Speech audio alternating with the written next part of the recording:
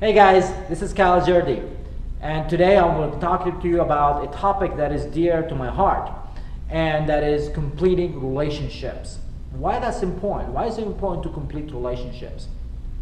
See, in my past, I was raised in a different culture, and it was my relationship with my father was a little bit of bumpy road, right? So in the process, until recently, I had it that my dad was the reason for my challenges in my life. Is my reason for why I had to go and leave and start a new life somewhere else, and dealing with my insecurities, dealing with my relationships with women, and having these being an introvert, and everything has to come as a challenge, and money has to come as a challenge, and their belief was that his belief was money comes hard and comes with a lot of hard work, and you gotta spit blood sometimes to make money. And I remember one time I used to help him during summertime, doing construction work and tiles and stuff, and after school in the summer vacation I go and just help him. And I remember one time that he just he was just doing his thing, and he's laying tiles, and then he stops and he looks at me and he says, "Look, I'm bleeding blood for you." Okay, so for the first instant as a teenager, the first reaction that I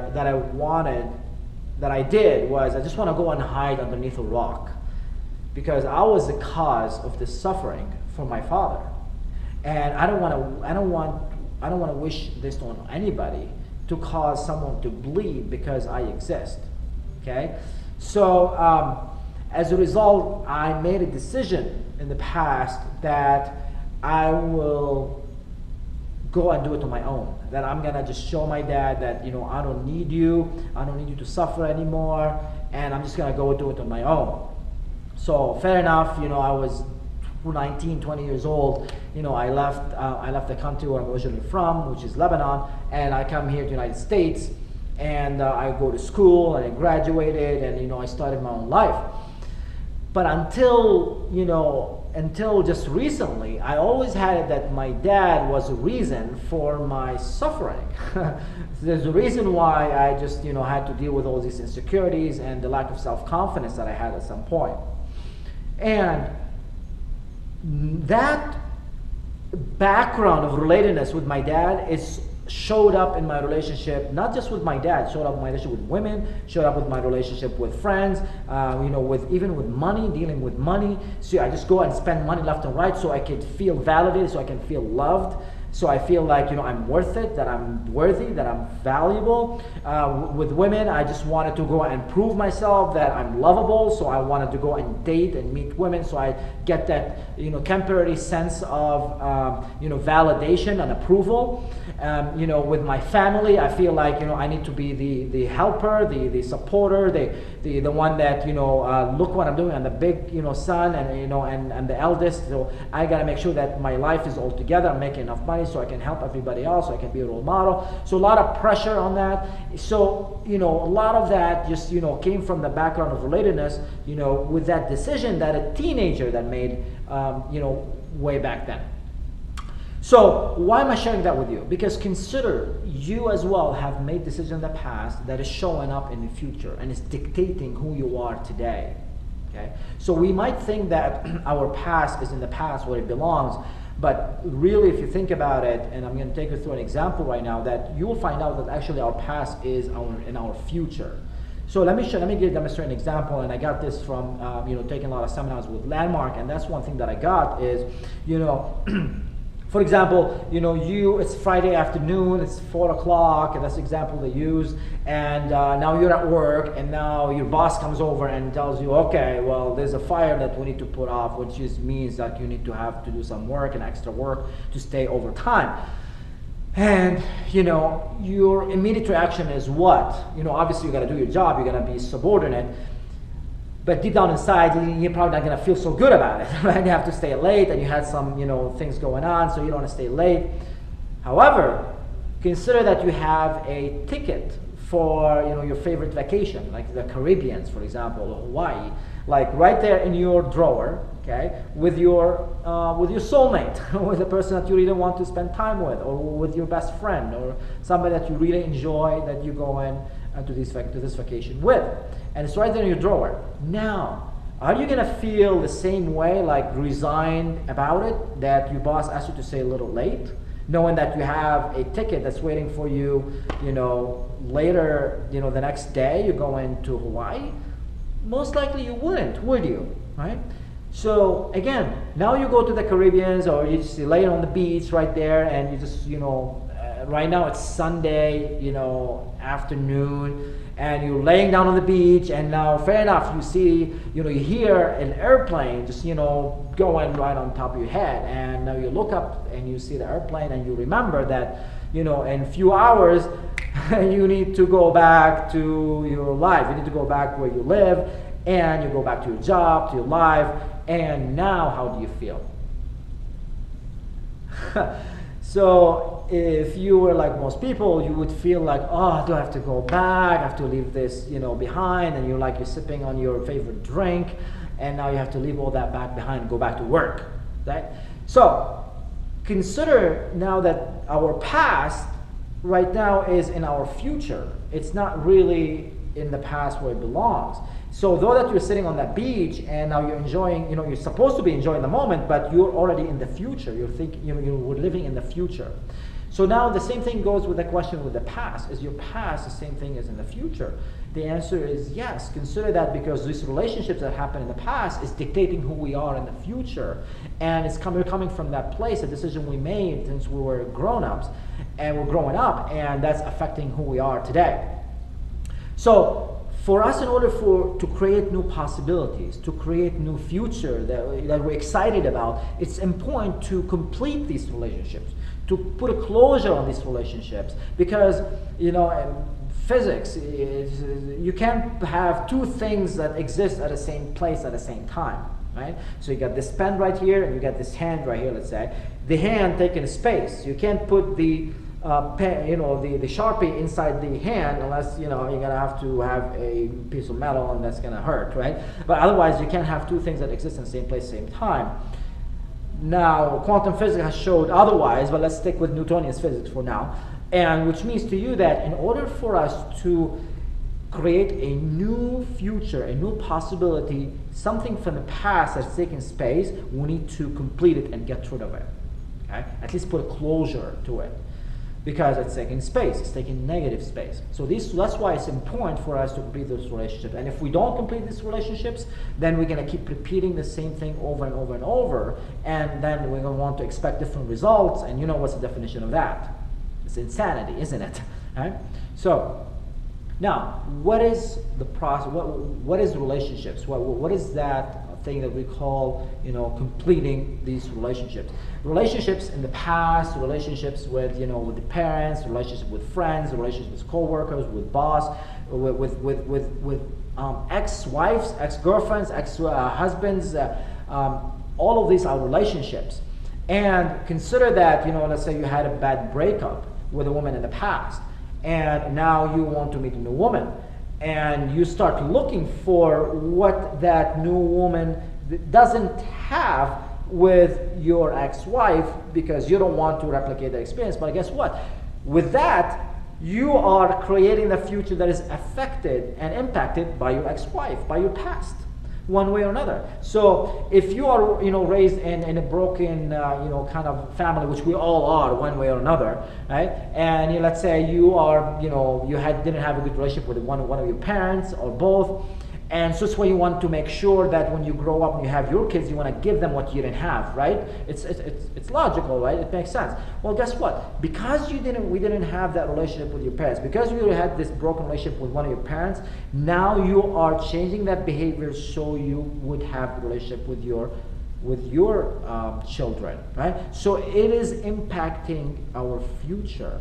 So all the past is impacting the future.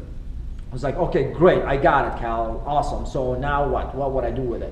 Well, consider that, when the impact of that would be that we are basing our future based on the past. and they were hindering the possibilities we have. We are not exploring. We're not coming out of our patterns. We keep repeating the same pattern over and over, and that's where the rat race comes in. That's why they did a study to show that people who leave their job, 90% of them, they will get a similar job with a similar pay. Okay, so is that going to be fulfilling? Is that what you're committed to? So if you're committed towards stepping outside your comfort zone and creating the life that you always wanted, if you look at all these successful people, they're making a lot of money, they have healthy relationships, they're healthy, mind and body and fit, and they're having a good life and spiritually, and having all these things, the good things that we always want in our life. Consider that their mindset is different. And that's what it all starts with. 80% of our success is between our ears, and only 20% with our actions that we take. So it's important to start working on the thoughts, because thoughts will create feelings, and the feelings would dictate our behavior in a way. How many of you sometimes that you're having one of these bad days, right? And though you're competent in what you're doing, okay, let's say if you go to your job, your career, but you're just not feeling it, so you have lousy behavior, you have lousy results. On the other hand, sometimes you're just feeling great, you're having upstate, you're upbeat, you're motivated, you're excited, and though that something comes out of nowhere, you're unexpected, but you're able to handle it very well because you are feeling, you're in the moment, you're in the groove, right? You are in the zone. So that's what we're talking about. That state, it dictates your behavior. So it's very important for us to work on that section, what's called the state control. With that what's going to change our behavior. All right, good. So now, how are we going to do it? How are we going to complete relationships? So I'm going to share with you a pattern right now that is called the RIPPY. That's right, RIPPY. R stands for responsibility. Okay, so I'm going to write them down right now. Stands for responsibility. What kind of responsibility? 100% responsibility.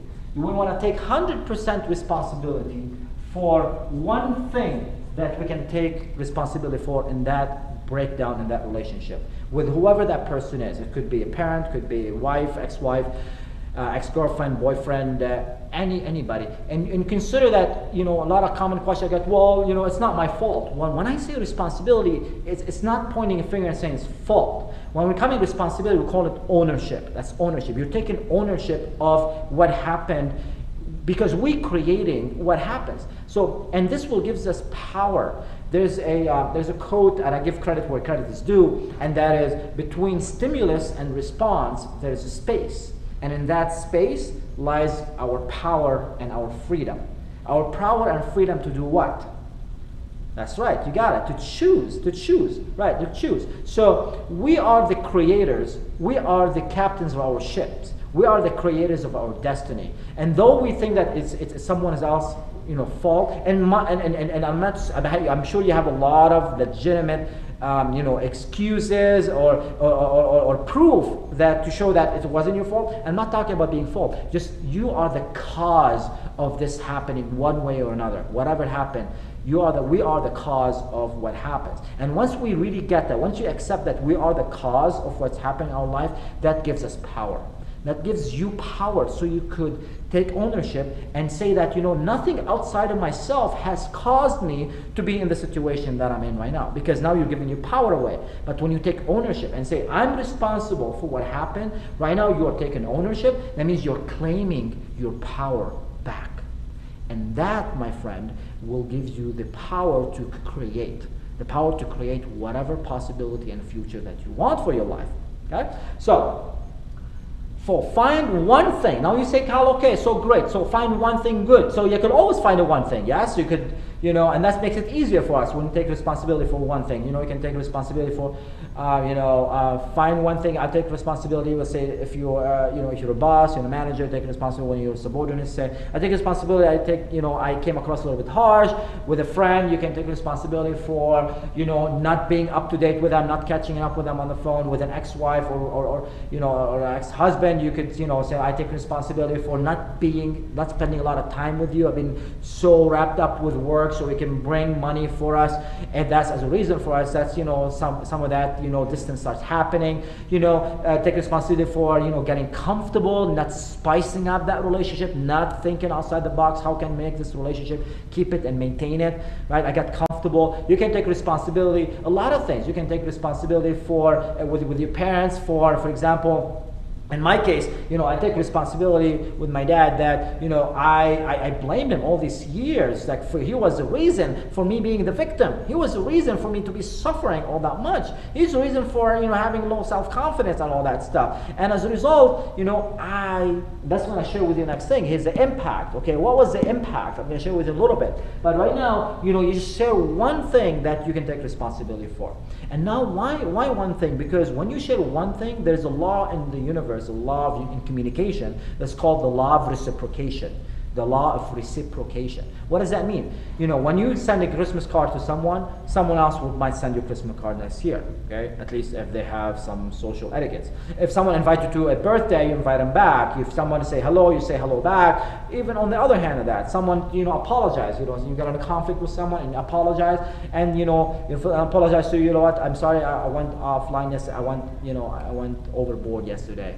And you will apologize, say, you know what, you know, I shouldn't have said what I've said. And now you're like having conflict, who's more apologetic, right? That's called the law of reciprocation, the law of reciprocation.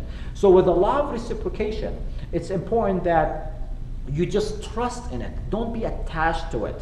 Meaning, it's not you want to share 100% responsibility with someone and expect that they will share the 100% responsibility too. You're doing it for ourselves. You're doing it for you. So you can clean that slate and complete that relationship so you can create something new. That's all. So you're not doing it because you are wanting something in return. It would be nice if they reciprocate that, and the law of the reciprocation usually works 90% of the time. But you don't want to come from a place of attachment. There's another saying, Eastern philosophy, that attachment, any association with it, brings endless misery.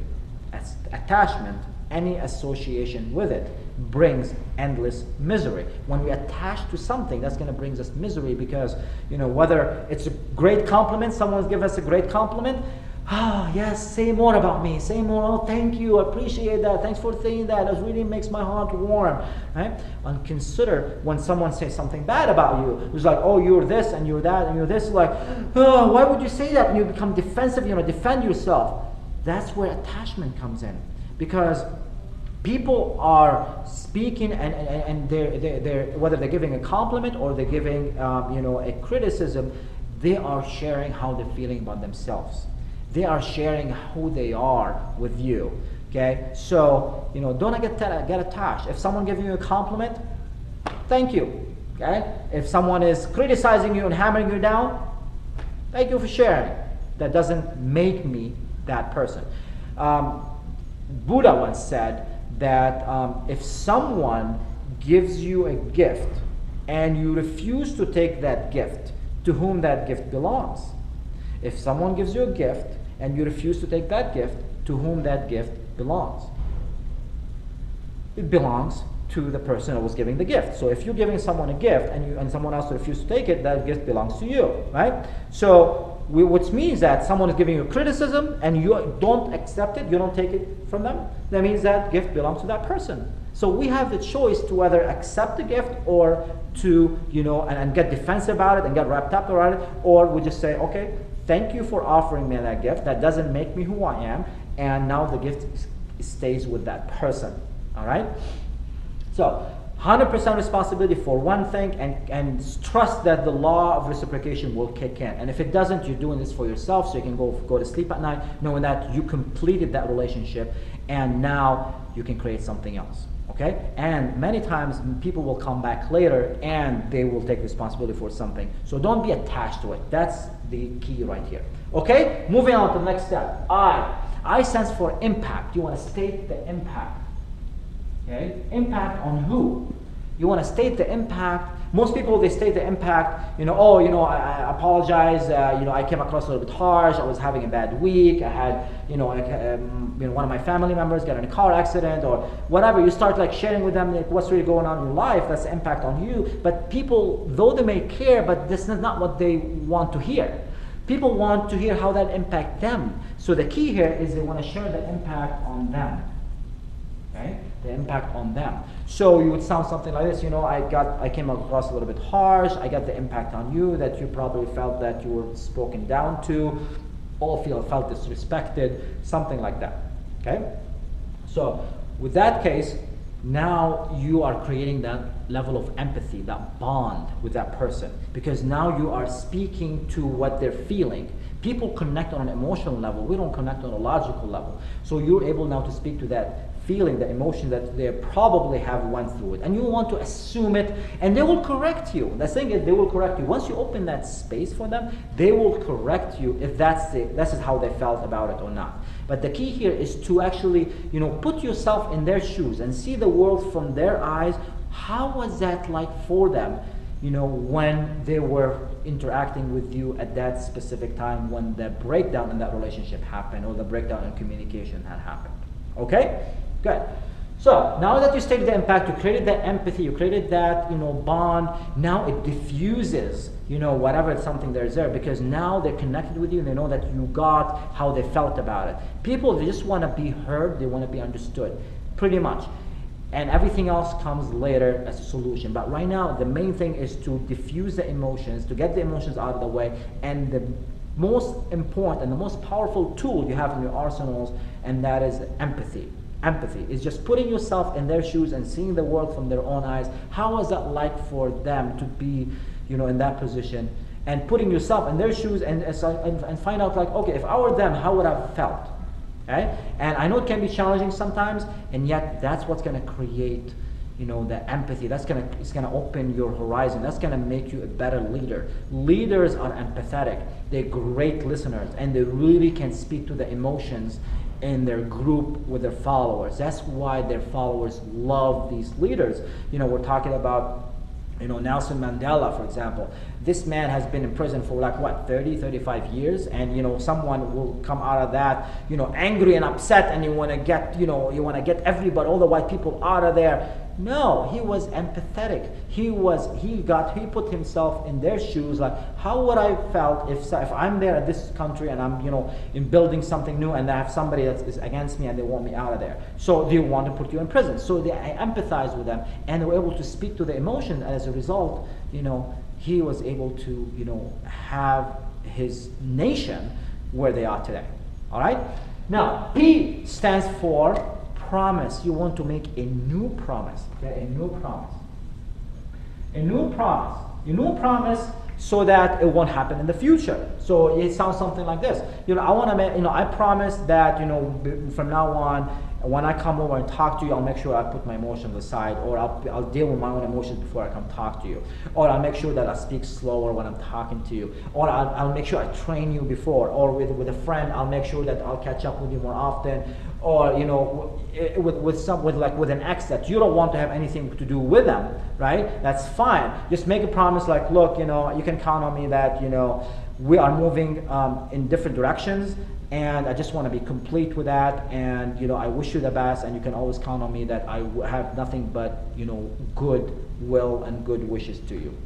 Simple. What is a count? What can they count on you for? Even if you want nothing to do with that person, but you're completing something that's taking space. Always remember that. You're doing it for you, so you can put something positive, and you can create something in that space that's taking, you know, space in you, and you can create something positive in it.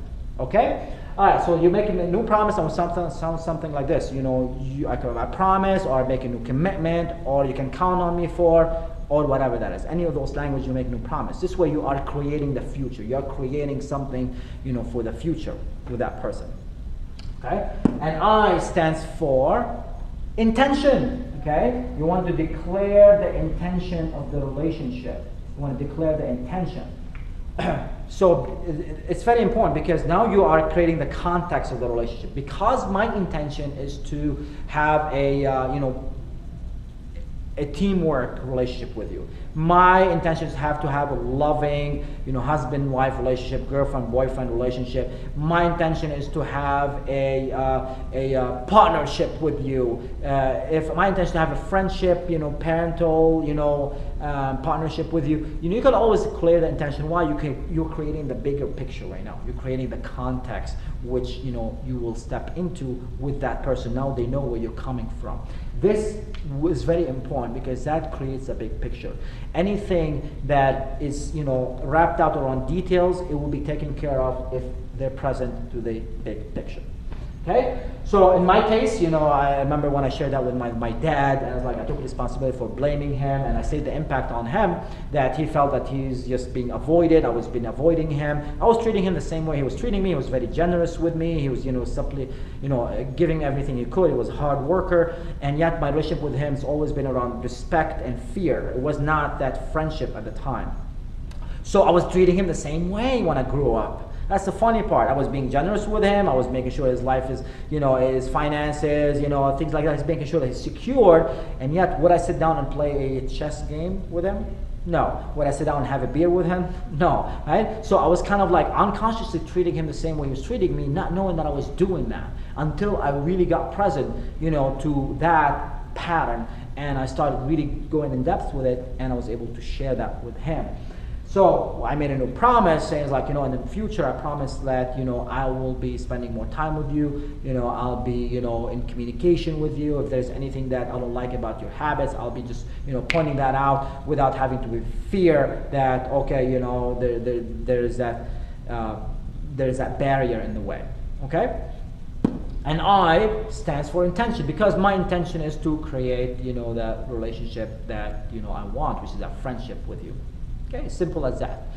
And consider that, they might not respond right away, because people in general, they're not used to this level of openness, and they come across a little bit, whoa, I'm not used to that, because unfortunately we're walking like we're having this shield, we're not used to open up like that. So this is a very powerful tool. So when you share it, don't expect someone to right away reciprocate. They expect okay, got it, thanks. And you may walk away thinking I just opened up to that person, and this was the response. Maybe a day later, a week later, maybe a month later sometimes, they will come back and it's you know what, I appreciate the time that you came over and opened to me, and matter of fact, I take responsibility for this part, and now the things are just, will flow. But the key here is to don't be attached that they will reciprocate. A lot of the time they get overwhelmed with that level of authenticity that you're sharing with them, and they will resist it, and then they will just slowly but surely soak it in, and then they will come back and they would complete it. And if they don't, that's fine. At least you completed for yourself. You got your ownership and your power back. And that's the whole key for that. So what are the 4 steps? Step number 1, take 100% responsibility for one thing that you can take responsibility for that in that relationship. And trust, allow, reciprocation will kick in, and they will take responsibility for their part. Step number 2 is take the impact on them. How does that cause, or how would that may have cause them to feel? And step number 3, make a new promise. What they can count on you for. And step number 4, which is I, stands for the intention. What is the intention of the relationship that you're creating with that person? I hope that helps. It really made a big difference in my life, and I hope that it will make a difference in your life. Go ahead and sign up for my newsletter at fearlesstransformation.com, and I'll be sharing with you these learning modules just for free. Just enjoy them, make a difference, go take action. My assignment to you, my challenge to you is right now, go ahead through this 4-step process, bring a pen and paper and write them down. Write that person you want to complete that relationship with, and go through those 4 steps and make that phone call. Growth only takes place outside of our comfort zone. So only when we're uncomfortable, that's when we're growing. Okay? Thank you very much, and I will talk to you in our next newsletter. Cheers.